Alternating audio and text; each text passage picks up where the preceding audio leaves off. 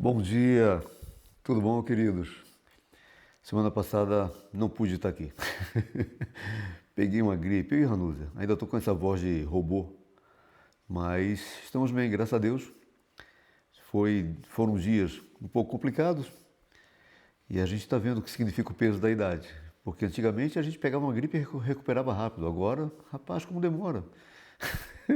Faz parte da vida, graças a Deus. Mas tudo bem contigo? Cá estamos para refletir nas coisas do Senhor, começar a semana bem, pensando naquilo que Deus quer para nós. E eu tenho refletido, eu tenho lido o Catecismo Nova Cidade. Se você não conhece, é bem interessante. Ele é um catecismo em que traz, assim, condensado as perguntas principais que são abordadas por vários dos catecismos, como de Westminster, Heidelberg. E esses catecismos são comentados pelo Tim Keller. Então, são bem atuais e nos instigam a pensar. E uma pergunta que ele coloca logo na primeira pergunta é muito interessante. Qual é a nossa única esperança na vida e na morte? Uau! Qual é a nossa única esperança na vida e na morte? No Catecismo, ele traz as reflexões de João Calvino sobre essa pergunta.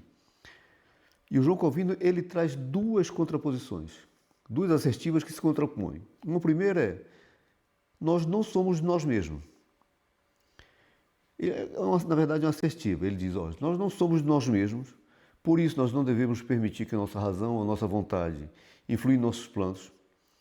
Não devemos buscar o que nos é mais conveniente. E tanto quanto possível, devemos de nós esquecer, nós nos esquecermos e esquecer de tudo que é nosso. É bem forte, são bem fortes essas afirmações.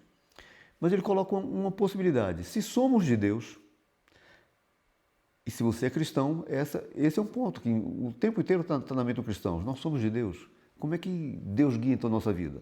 E ele coloca: se somos de Deus, portanto, devemos viver e morrer por Ele. Uau! Ele diz que a sua sabedoria, ou seja, a sabedoria de Deus e a sua vontade, portanto, deve governar todos os dias, todos os nossos atos. Por consequência, ou seja, que todas as áreas das nossas vidas devem lutar como esse sendo nosso alvo legítimo e único. Ou seja, viver e morrer para Cristo. E aí o Timothy Keller, João Keller é muita presunção, né? Ele fala que seria muito cômodo para o Calvino fazer uma série de regras, uma série de mandamentos. E fala assim: olha, se você é de Cristo, então faça isso, faça isso, faça isso, faça isso. Só que a gente se barraria em situações como que nós vimos no jovem rico, que ele cumpria todos os mandamentos. Ou os fariseus, que dizem que o jovem rico, na verdade, era uma forma de Jesus se referir aos fariseus, que eram muito zelosos, além do que convinha, porque eles acreditavam que o seguir pelas próprias forças todas as regras, todos os mandamentos, eles por si só se bastariam. Eu sou o cara, eu faço isso, faço aquilo. Em outras palavras, eu não preciso de Deus. A verdade é isso. Então, o Timothy Keller, ele lança um princípio básico muito interessante: nós não vivemos para agradar nós mesmos. E como isso é difícil nos dias atuais? Porque toda sociedade, o marketing, os dias, ontem foi o Dia das Mães, celebrar o Dia das Mães, tudo gira em torno eu diria até de uma premissa natural, pecaminosamente natural. Ou seja, nós vivemos para agradar a nós mesmos. Em tudo a gente faz pensando em primeiro plano a nós mesmos. As mães, num certo sentido, que costumam subverter essa ordem, divinamente subverter essa ordem. Porque é incrível como as mães têm essa capacidade inata de colocar os filhos em primeiro plano. E cada vez mais a gente vê os pais abrindo mão dessa função que também é dele, não é só da mãe, de viver em prol da sua família, em prol dos seus filhos. Mas essa é uma virtude que vem de Deus. Então, o Timothy Keller, ele fala que isso significa várias coisas, esse princípio básico, ou seja, não vivemos para agradar a nós mesmos, não podemos viver como se pertencêssemos a nós mesmos. E ele dá 3 pontos que eu quero compartilhar contigo para a nossa reflexão. Ele fala: nós não determinamos para nós o que é certo ou errado. E faz sentido. Se a verdade está em mim e parte de mim, para que eu preciso de Deus? Eu que determino todas as coisas. Então nós não determinamos. A verdade vem de Deus por meio da sua palavra. Entregamos o direito de determinar isso e dependemos totalmente da palavra de Deus.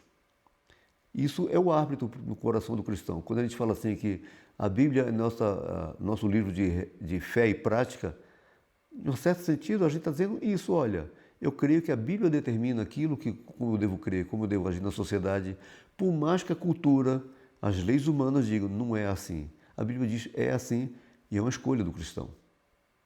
No meu caso, eu creio. Eu quero viver com base nessa premissa. O segundo ponto que ele fala, deixamos de nos colocar em primeiro lugar e sempre colocamos nesse patamar o que agrada a Deus e por consequência, eu amo o meu próximo. Poxa, muito legal. E por fim ele fala, significa que nós não temos nenhuma parte da vida que seja imune à entrega de si mesmo. Ou seja, tudo na minha vida, tudo. Como Paulo fala, seja comer, beber ou qualquer outra coisa fazer, tudo eu tenho que fazer para a glória de Deus. O Timothy Keller, ele cita um exemplo de uma mulher que uma vez disse para ele uma frase muito interessante, tanto que ele replicou isso no livro. Se eu soubesse que era salvo pelo que eu fazia, se eu contribuísse para a minha salvação, Deus não poderia pedir nada de mim, porque eu teria dado a minha contribuição. Cara, não é que é mesmo?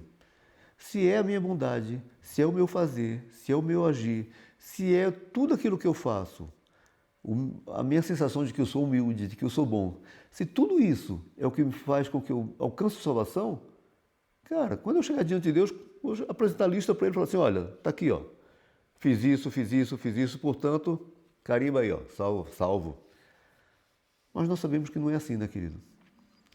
Paulo diz em Romanos que todos a um se perderam, todos, desde Adão, nossos pais, Adão e Eva, todos eles, de lá para cá, todos estão perdidos e carecemos da glória de Deus, dependemos de Deus.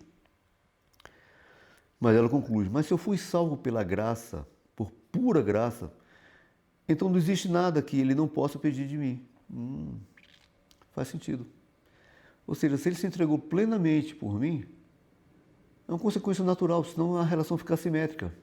Eu devo, de igual modo, me entregar plenamente para ele. É interessante, nesse momento você deve estar indo para o trabalho, deve estar pensando, olha, eu sou um dentista, eu vou trabalhar. Eu sou um professor, estou indo trabalhar. Eu sou um jogador de futebol, eu sou um cineasta, eu sou um médico, eu sou isso, sou aquilo. E a Bíblia diz, não, você não é nada disso, cara. Se você é de Cristo, você é primeiramente um cristão. E como cristão, Deus pode pedir que você use seus dons e talentos dados por Ele, como dentista, como médico, como empresário, como estudante. Todas essas coisas são secundárias. A primária é, nós somos de Cristo, portanto nós somos cristãos. Então todas as coisas que nós fazemos, nós devolvemos como devoção a Ele, como consequência do ato principal.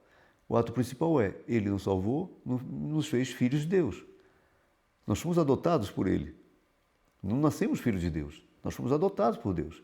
Então, como devoção, eu falo, cara, eu quero ser igual ao meu pai. Ele é tão bom, ele é tão justo, ele é tão correto, ele é tão santo, que eu quero ser como meu pai. A gente não escuta sempre essas expressões, olha, o que me inspira a ser como meu pai, que meu pai era muito legal, meu pai trabalhou pela família, meu pai fez isso, meu pai fez aquilo. É essa a relação do cristão com Deus, como devoção, não mais como obrigação da lei, né? É assim, eu amo o meu próximo porque me dá prazer em agradar o meu Deus. E ele diz que se agrada quando eu amo o meu próximo. Eu dou a melhor aula possível, eu me esmero em ser o melhor professor, porque o meu Deus se agrada que eu faça isso em prol dos alunos para que ele aprenda melhor aquela matéria que eu ensino. Eu sou um dentista, eu faço, cara, cada segundo para melhor restauração de dente, para que ele grite menos da cadeira. Porque todas essas coisas eu faço como devoção, como retribuição daquele Deus que se entregou plenamente por mim. E todas essas reflexões do Calvino, do Keller, das coisas que eu contribuí, são palavras nossas, são reflexões nossas, que refletem isso que Paulo, divinamente inspirado pelo Espírito Santo, falou em Romanos 14, 7 a 8. Porque nenhum de nós vive para si, e nenhum morre para si. Porque se vivemos para o Senhor, vivemos. Se morremos para o Senhor, morremos. De sorte que, ou vivamos ou morramos, somos do Senhor. Que essa certeza, querido, esteja no seu coração durante todos esses dias da sua vida. Desde já. De sorte que, ou vivamos ou morramos, somos do Senhor. Toda a nossa vida, reflita em devoção, em gratidão. Essa ação maravilhosa que veio de Deus. Chama-se graça, não merecíamos e Ele nos salvou por inteiro. E eu, por inteiro, me entrego de volta para Ele. Que isso possa encher o seu coração.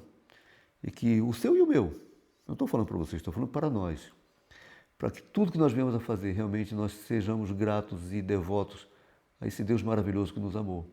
Em nome dele, em nome de Jesus, eu peço que a sua semana seja abençoada.